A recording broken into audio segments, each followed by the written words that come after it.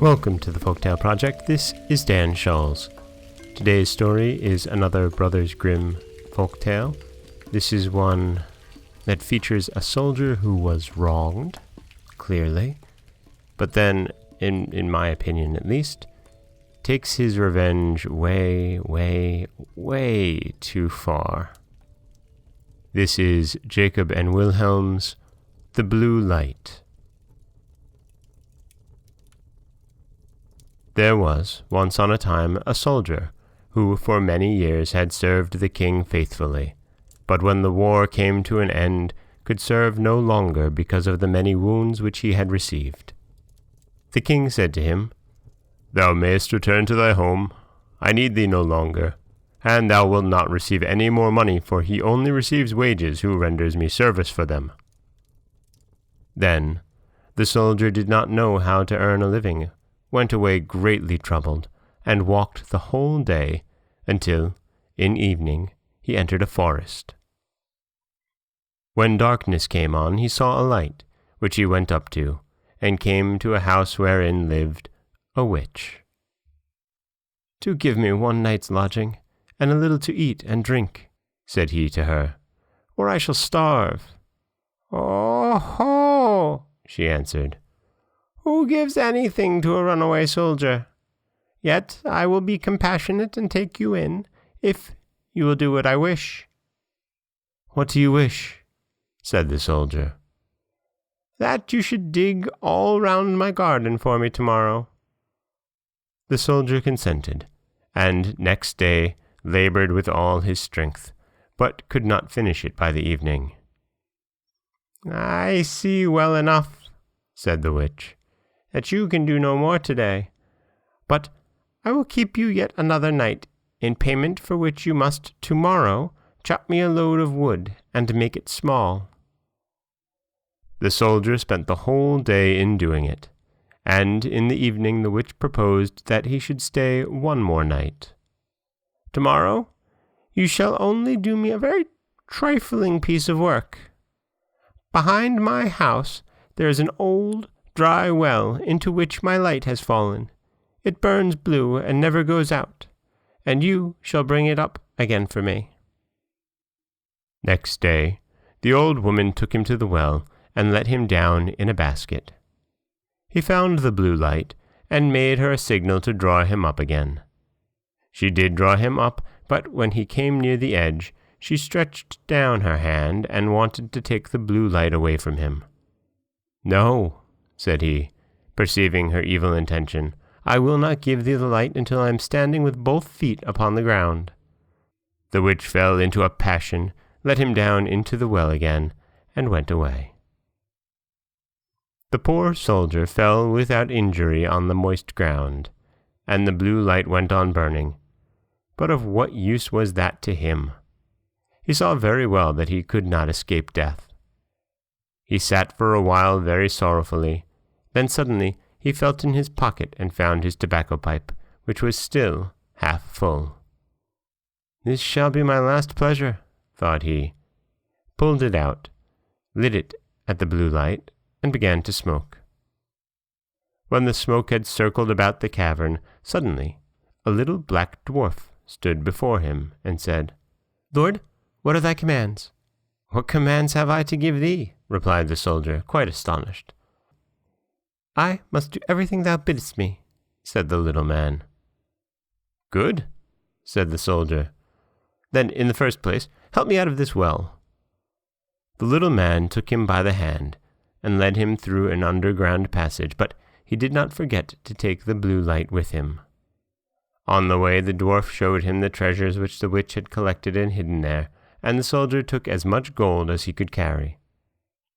When he was above, he said to the little man, "Now, go and bind the old witch and carry her before the judge."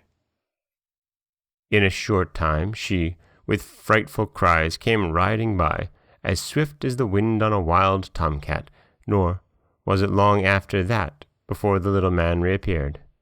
"It is all done," said he, "and the witch is already hanging on the gallows. What further commands has my lord?"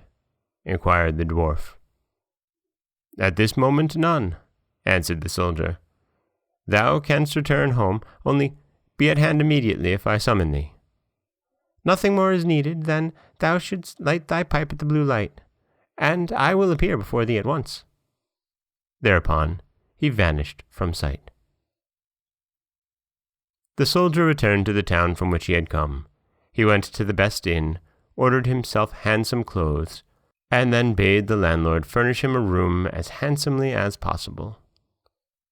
When it was ready, and the soldier had taken possession of it, he summoned the little black mannikin and said, "I have served the king faithfully, but he has dismissed me, and left me to hunger, and now I want to take my revenge."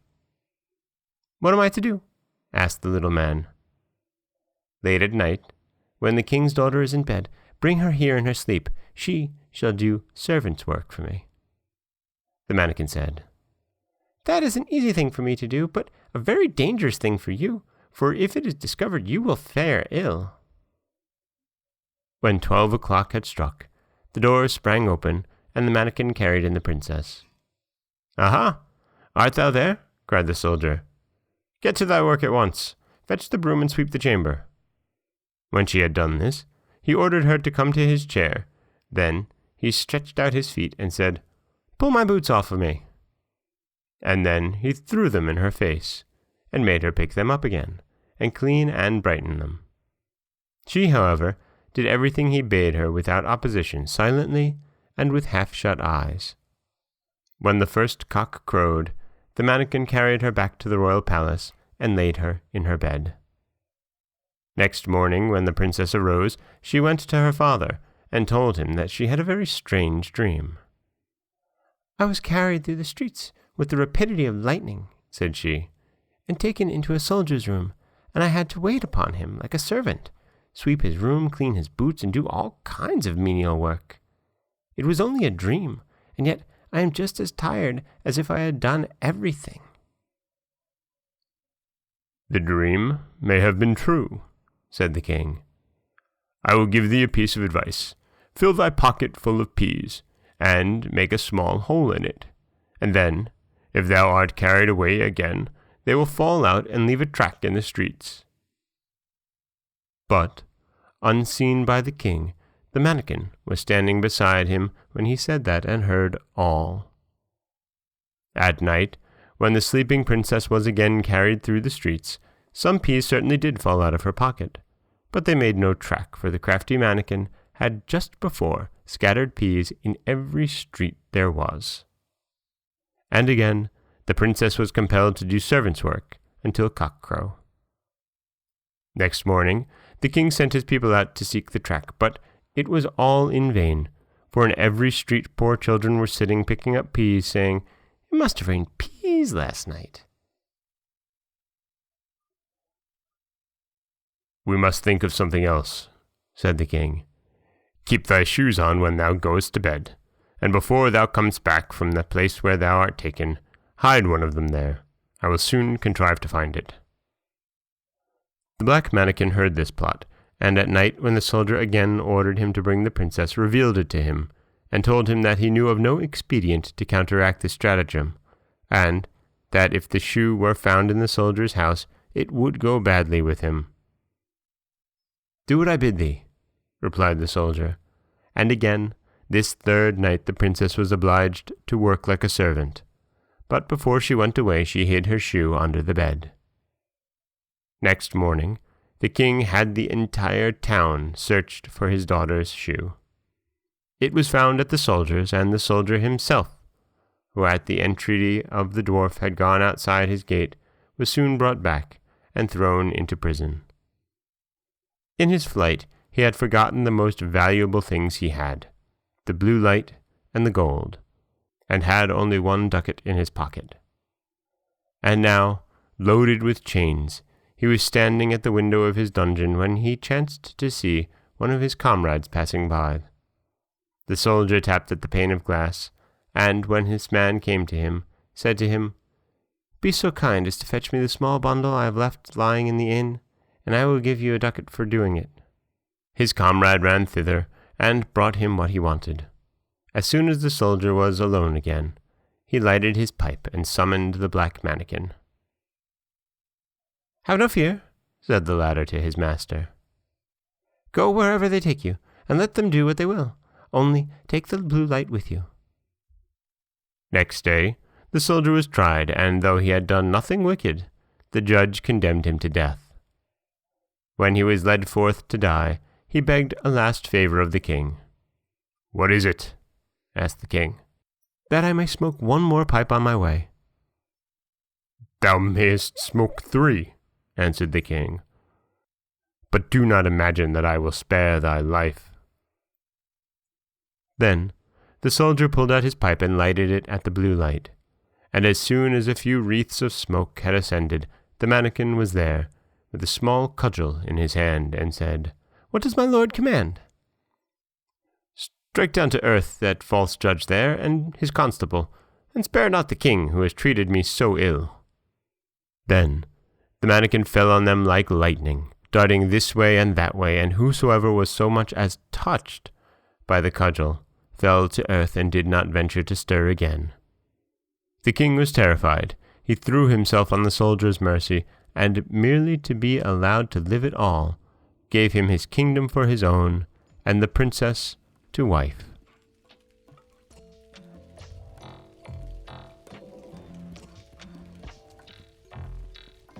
And that is Jacob and Wilhelm Grimm's The Blue Light, the story of a wronged soldier who takes his revenge way, way too far.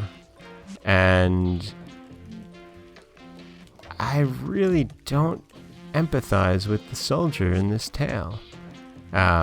Yes, he was wronged.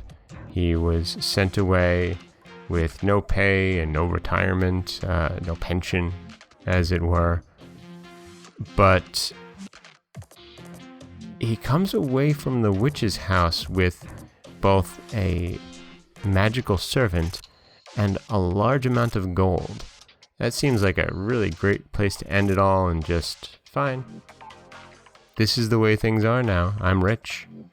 But instead he goes for the revenge, taking it out on the princess, and then after being arrested and tried, and yes, maybe this isn't a crime punishable by death, but he certainly was in the wrong, he decides to kill the judge and the constable, and is granted in return of this a kingdom. Mixed messages. This is Dan Scholes for the Folktale Project. Don't forget that you can subscribe to the podcast on Apple Podcasts, Stitcher, Google Play, Overcast, anywhere you like to get your podcasts. You can also follow us on Twitter at Folktale Project. You can find us on Auto Radio, TuneIn Radio, iHeartRadio, Spotify, anywhere that you like to listen.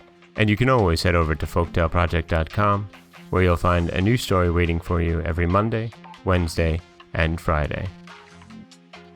Thank you so much for listening.